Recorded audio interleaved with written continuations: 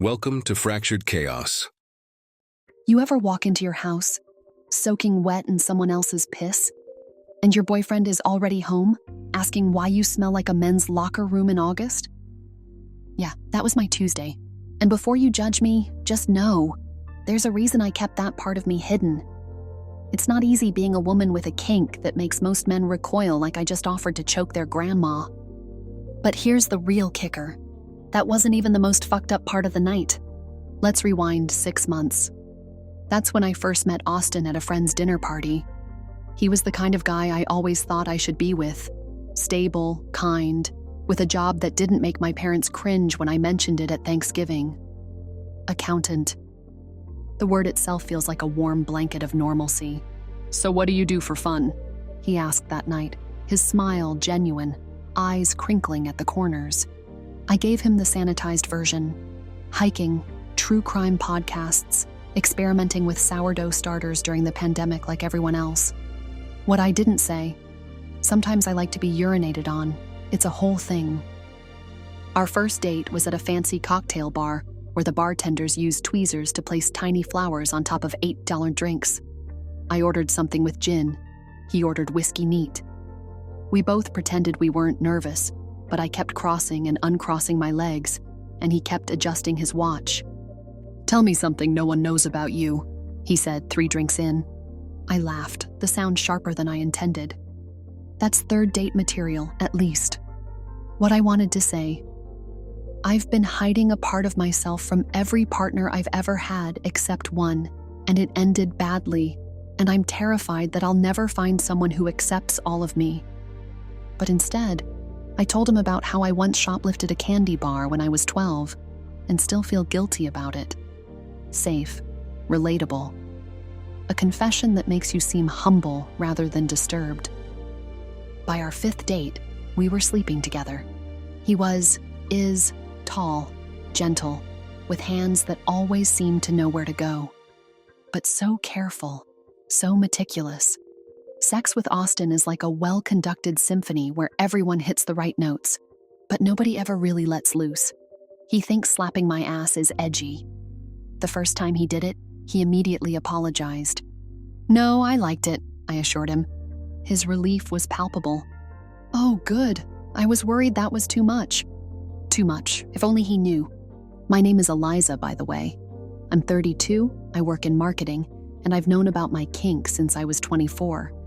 It's not like I woke up one day and thought, you know what would be fun? Getting peed on?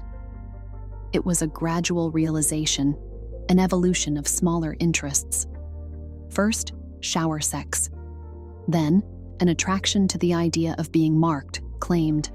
Then, a drunk night in college with a guy who asked if he could, and I surprised both of us when I said yes. The shame came later. So did the thrill of that shame, which only complicated things further. I've tried therapy, not specifically for this. I've never had the courage to bring it up, but for the general anxiety that comes with feeling like you're hiding something fundamental about yourself. My therapist, Diane, asks a lot about my childhood. I don't think my interest in urine has anything to do with being potty trained too early, but what do I know? "You seem to have a pattern of holding back in relationships," she told me once. "What are you afraid they'll discover?" I smiled tightly. Nothing specific. Another lie. Add it to the pile. Austin and I moved in together after 4 months. "Too soon," my mother said. My best friend Jenna agreed but was nicer about it. "Just make sure you're not rushing because you're afraid of being alone," she said over brunch, cutting her avocado toast into perfect squares. "I'm not afraid of being alone," I said. "I'm afraid of being with someone who doesn't know me." She raised an eyebrow. "Does Austin know you?" I stirred my coffee. "He knows the parts that matter." "All parts matter, Eliza." I changed the subject. Asked about her promotion. Jenna's the only person who knows about my kink. Not because I told her. She walked in on me and Tyler years ago. We'd been careless, left the bathroom door unlocked at a house party. She opened the door, saw what was happening in the shower, and closed it without a word. The next day, she called me. "Are you okay?" she asked. "Yes," I said, mortified. "Did you want that to happen?" "Yes." A pause. Okay, I just needed to know. We never really discussed it again, except once, when she was going through a bad breakup and had drunk too much wine. At least you know what you want, she slurred. Most of us are just guessing. So my boyfriend Austin, he's great, vanilla, but great. 3 months into living together, I tried hinting. I brought up fantasies. I left an article about kink-friendly relationships open on my laptop. Finally, one night after sex, the usual kind, where everything is in the right place and nothing unexpected happens, I just asked, "Would you ever consider peeing on me?" His face. Oh my God. You'd think I asked him to murder a puppy with his urine. First confusion, then disbelief, then something close to disgust, quickly masked by forced neutrality. Like, in the shower? He asked, clearly hoping there was a reasonable explanation. Or in bed. We could put down towels, I said, my voice small. He sat up, sheet pulled to his waist. Is that something you want? The way he said want made it sound like a disease. I'm just curious, I backpedaled. I read about it, thought it might be, I don't know, different. I think I'd feel like I was hurting you or something, he said, and I knew then it was a lost cause. It was just a thought, I said, kissing his cheek. Forget I mentioned it. But he didn't forget. For a week he was cautious around me, like I might suddenly demand he hydrate for my pleasure. He started closing the bathroom door when before he'd been casual about it. The intimacy we'd built felt fractured, and I hated myself for it. So I dropped it. For 6 months, I lied, pretended I didn't miss it, didn't crave it. But cravings don't just disappear. They fester. They build. And one night, after a few glasses of wine and a Twitter thread about secret kinks, I did something stupid. I joined a kink meetup group. The host of the group, my ex, and not just any ex, the only man who ever gave me what I wanted and loved doing it. His name's Tyler. Tyler and I met sophomore year of college in a philosophy class where we both argued too much. He was magnetic in a way that made you forget other people were in the room. Dark hair, always falling over one eye, a smile that suggested he knew things you didn't. We disagreed about Kant, agreed about Thai food, and spent our first date talking until the restaurant closed around us. Sex with Tyler wasn't careful. It was chaotic, intense. The first time he took me home, he pinned my wrists above my head and told me not to move them. I didn't. It was the first time I felt that surrender, the relief of letting someone else take control. The kink came later, after 6 months of dating. We were showering together, both a little drunk from a party, when he pressed me against the tile wall and asked, "Would you let me try something?" I nodded, not knowing what something meant, but trusting him enough to find out. When I realized what he was doing, I almost told him to stop. But then I didn't. Because I liked it. The warmth, the taboo of it, the way it made me feel simultaneously degraded and worshipped. How he looked at me afterward, like I'd given him a precious gift. "Was that okay?" he asked, water still running over us. "Yes," I whispered, surprised by my own honesty. "More than okay." And so it became our thing, our secret, something that bonded us in a way I'd never experienced with anyone else. We dated for 2 years. The breakup wasn't about the kink, it was about everything else. Tyler was brilliant but aimless, charming but unreliable. He borrowed money he never repaid, canceled plans last minute, showed up at my workplace unannounced. When I tried to talk about the future, he'd change the subject or tell me I was getting too serious. So I ended it, telling myself I deserved better, telling myself that what we shared in the bedroom, or shower, or hotel room wasn't worth the rest of it. For a while, I believed it. I broke up with Tyler 6 years ago. Since then, I'd had 3 serious relationships, none lasting more than a year. None of them knew about my kink. I told myself it didn't matter, that sexual compatibility was just one facet of a relationship, not its foundation. But seeing Tyler's name on that meetup page sent a jolt through me that I hadn't felt in years. At first, I told myself I wouldn't go, that it was a terrible idea, that I was happy with Austin, that reopening that door would only lead to complications. I went anyway. The meetup was at an upscale bar with a private room in the back. I dressed carefully. Black jeans, a silk top that showed just enough collarbone, heels that made me feel confident. I told Austin I was meeting Jenna for drinks. Another lie. The private room had about 20 people in it, all looking surprisingly normal. A woman with gray hair and librarian glasses. A couple who looked like they coached youth soccer. A man in a crisp business suit who kept checking his Rolex. What did they all have in common? What were they all here for? And then I saw Tyler, leaning against the bar, looking almost exactly the same as he had 6 years ago. Maybe a few more tattoos peeking out from under his rolled-up sleeves. Maybe a touch of gray at his temples. But the same easy confidence, the same way of occupying space like he owned it. He saw me, smiled like he knew I'd come back eventually. "Still into the rain?" he asked using our old code word. I should have walked away. I should have left and deleted everything. But instead I said, "When's the next session?" So it started. Our arrangement was simple. Once a week. Always a mid-range hotel where no one asked questions. No sex, just water sports. That was our rule. I told myself that as long as there was no sex, it wasn't really cheating. Just a specialized service, like a massage or therapy. A form of release. I told Austin I was going to pottery class. "I don't even own a damn mug." The first time, I was so nervous I almost backed out. Sat in my car in the hotel parking lot for 20 minutes, gripping the steering wheel, telling myself to go home. But then I remembered how it felt. That release, that complete surrender, and I couldn't resist. Tyler had the routine down to a science. Towels already laid out. A bathrobe for me. Bottles of water for him to hydrate. Music playing to muffle any sounds. "You've done this a lot," I said, suddenly jealous of the unknown women who'd been here before me. "Not as often as you'd think," he said. "I'm selective." I didn't ask what selective meant. Didn't want to know if there were others currently. If I was just Tuesday's appointment while someone else was Thursday's. It was better not to know. The first time was awkward, both of us trying to remember how we fit together. But by the third week, it was like we'd never stopped. He knew exactly what I wanted, how to make it last, how to talk to me during it. And afterward, he was always gentle, helping me clean up, making sure I was okay before I left. "You could stay sometime," he suggested one night, 6 weeks in. "We could get dinner after, catch up properly." "I can't," I said. "I have to get home. To Austin, to my real life, to the lie I was living." One night, Tyler sent me a video of me. I didn't know he'd recorded us. "Don't freak out," he said. "It's just for me. Insurance." Insurance for what?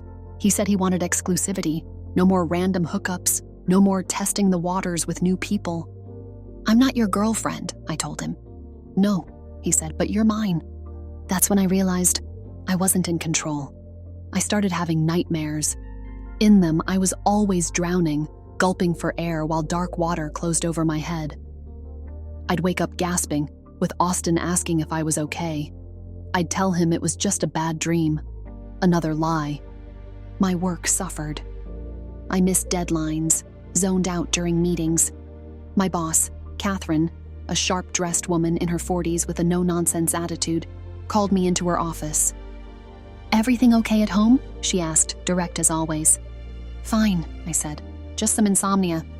She studied me for a moment too long. "If you need to talk, my door's open, professionally or otherwise." I nodded, thanked her, left. It wasn't until later that I wondered about the otherwise. What did she know? What did she suspect? I tried to cut it off with Tyler. Texted him that I couldn't meet anymore, that it was too complicated, that I needed to focus on my real relationship. He showed up at my job the next day. Didn't come inside, just stood across the street where I could see him from the window of our open plan office. When I went outside at lunch, he approached me, handed me a bottle of Evian with a note taped to it. "Stay hydrated, baby." I laughed. Then I cried in the bathroom.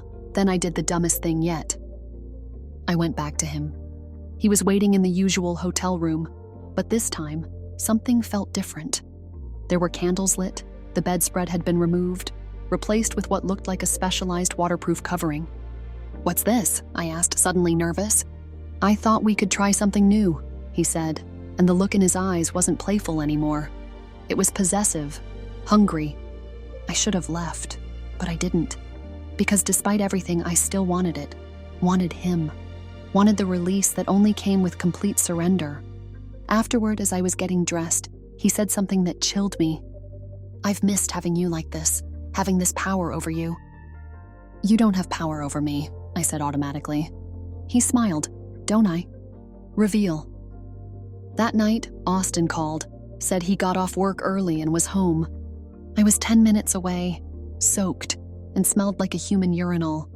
I freaked out, threw my clothes in a bag, wiped myself down with those industrial baby wipes Tyler kept in the hotel drawer. Sprayed perfume, too much. Got home, pretending to be casual. Pottery was messy. Austin looked at me. "You smell like ammonia." I froze. "New cleaning product in class," I mumbled. "They're trying organic solutions." I left my earrings in the hotel room, the ones Austin bought me for Valentine's Day. 2 hours later, I get a text. From Tyler. A photo of the earrings, and a message. "You forgot something. Your boyfriend would hate to see these, wouldn't he?" That's when I knew I had to end it for real. The next day at work, I couldn't focus. Kept checking my phone, expecting another message from Tyler. Nothing came, which was somehow worse. The anticipation of the threat was more terrifying than the threat itself. At lunch, Catherine asked me to join her at the sushi place down the block. We'd been there dozens of times for work lunches, but this time felt different. She was more reserved, studying me rather than talking about the client presentation or the new marketing strategy. "You remind me of myself at your age," she said suddenly, placing her chopsticks down. "How so?" I asked, genuinely curious. She took a sip of her water, considering. "Compartmentalizing, thinking you can keep the different parts of your life separate, that they won't bleed into each other." My chest tightened. "I'm not sure what you mean." "I think you do," she said gently, "and I think you know it's not sustainable." Before I could respond, her phone buzzed. She checked it, her expression shifting from empathetic to concerned. "I need to take this," she said, standing. "But, Eliza, be careful with the walls you build. They have a way of collapsing when you least expect it." She left to take her call outside, and I sat there, wondering if she somehow knew. If somehow my secret was written all over me, visible to anyone who looked closely enough. That night I called Tyler, asked to meet him at a coffee shop. Neutral ground, public space. "I'd rather see you in private," he said, his voice low and suggestive. "It's not that kind of meeting," I said firmly. He laughed. "They're all that kind of meeting with us, Liza. That's our thing." But he agreed to the coffee shop anyway. I got there first, claimed a corner table, ordered a tea I didn't touch. When he walked in, several women turned to look. That was Tyler's effect. Magnetic, eyes drawing to him like he was the brightest light in the room. "This feels like a breakup," he said as he sat down, not bothering with pleasantries. "It is," I said. "This needs to stop." He leaned back, studying me. "Because of the boyfriend?" "Because of me. I don't like who I am when I'm with you." A half-truth. I did like who I was with him, in the moment. I liked the freedom, the release. What I didn't like was the aftermath, the shame, the lies, the fear of discovery. "That's not it," he said, seeing through me as he always could. "You're afraid of what he'll think if he finds out, of what it means about you." I offered him money. He laughed. "I don't want your money. I want your truth." He gave me an ultimatum. Tell Austin the truth. Or he would. I had 48 hours. That night, I couldn't sleep, kept turning over options in my mind, all of them terrible. Tell Austin and lose him. Don't tell him and have Tyler do it for me, which would be even worse. Disappear, change my name, move to another country. Okay, that one wasn't realistic, but at 3 a.m. it seemed plausible. Austin slept peacefully beside me, one arm thrown over his head, lips slightly parted. I watched him and felt a surge of both love and resentment. Love for the stability he represented, for his kindness, for the future we could have. Resentment that he wouldn't embrace this part of me that needed expression. But was that fair? I'd never really given him a chance. One awkward conversation, one negative reaction, and I'd close the door on the possibility that he might come around, that we might find a middle ground. I thought back to what my therapist had said about patterns, about holding back, about fear. By morning, I had a plan. Not a good one, but the only one I could think of. So what did I do? I stole Tyler's phone. Yeah. I snuck into his condo the next night with the spare key he gave me back in college. Found the phone charging on the nightstand while he was in the shower. It wasn't just my video on there. There were dozens of women, all filmed, all secret, all golden. And some of the faces I recognized. One of them was my boss, Catherine. In a hotel room similar to the one I'd been in, except she wasn't embarrassed or ashamed. She was commanding, even in that vulnerable position, telling him exactly what she wanted, how she wanted it. The realization hit me like a physical blow. Her words at lunch, compartmentalizing, thinking you can keep the different parts of your life separate. She knew. Maybe not specifically about me and Tyler, but she recognized something in me that resonated with her own experience. I copied the files to an encrypted drive and confronted him when he came out of the shower. "You're done," I said. "I'm not the only one you've got leverage on." Tyler didn't even flinch. "You think you're the first to try that?" He leaned in. "You're not the dirtiest thing in my vault." That hit me. I realized I wasn't just a kink to him, I was inventory. I walked out, burned every contact, blocked every number. Came clean to Austin. Not the full details, just enough. Told him I'd been seeing someone for something he couldn't give me. He left. That was 3 weeks ago. The first week alone in our apartment was the hardest. I kept expecting to hear his key in the lock, his familiar footsteps in the hallway. The silence was deafening. I filled it with podcasts, with TV shows I didn't watch, with anything to drown out the thoughts circling in my head.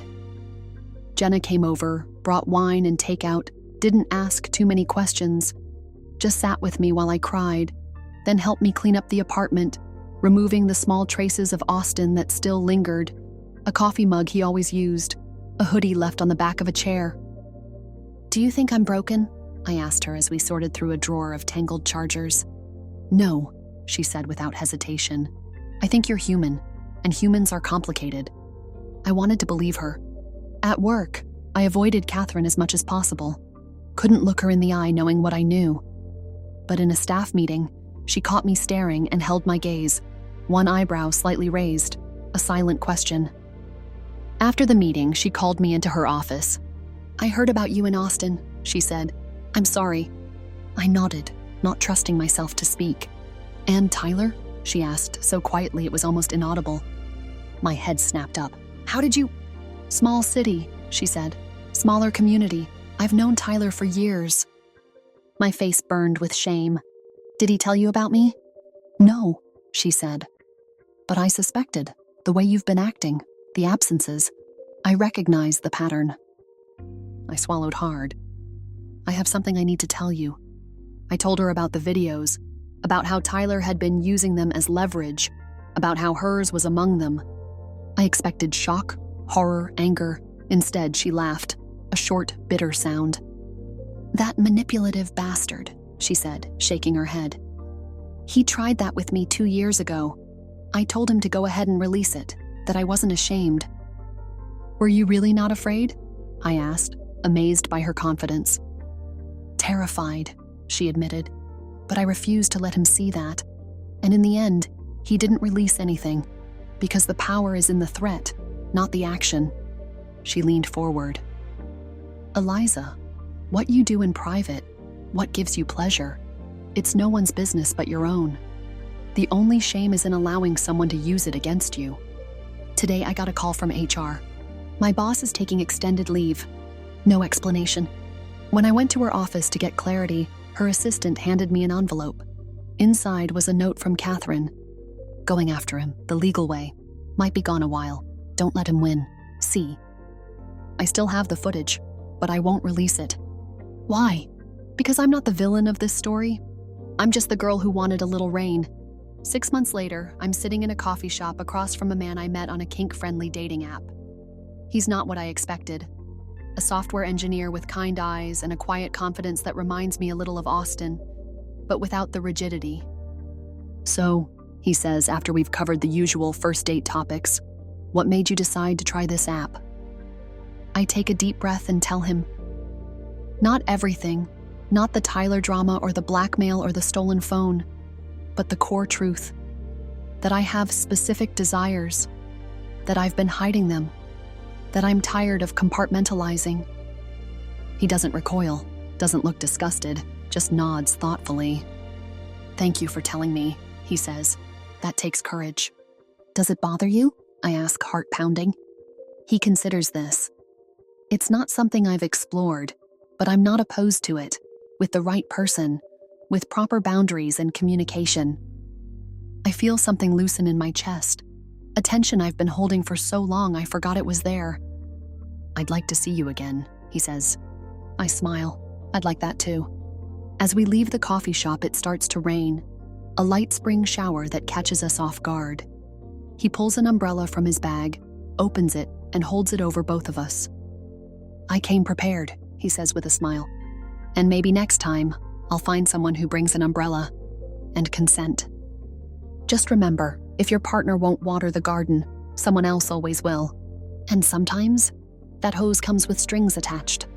But with the right person, in the right garden, with mutual respect and clear boundaries, maybe the rain isn't something to be ashamed of after all.